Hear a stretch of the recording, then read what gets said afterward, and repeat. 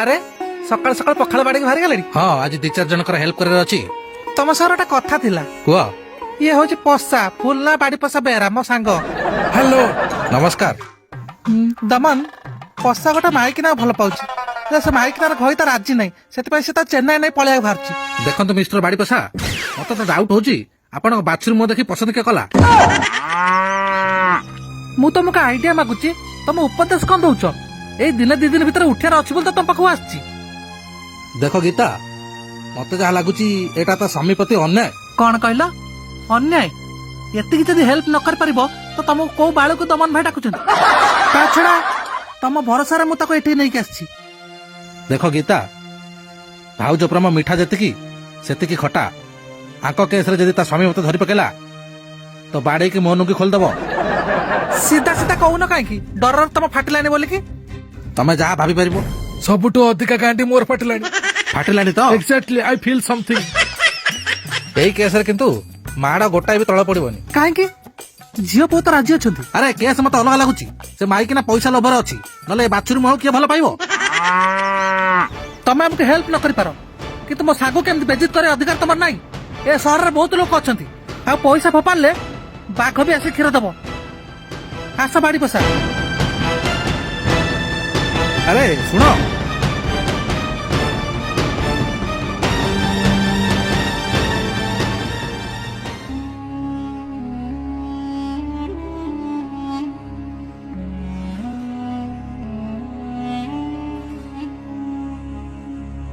ତମ ଝିଅ ରାଗ ଶାନ୍ତି ହେଲା ଶ୍ୱଶୁରଜୀ?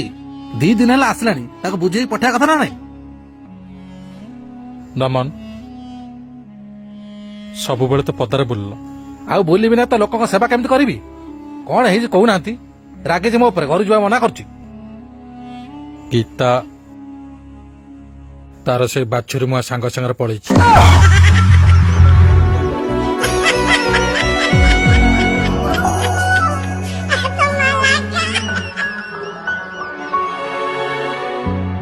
गोटे कांदुरा है मो कांदे माई पाई रे ओते छाड़ी की चाली गला तमे आओ का सागे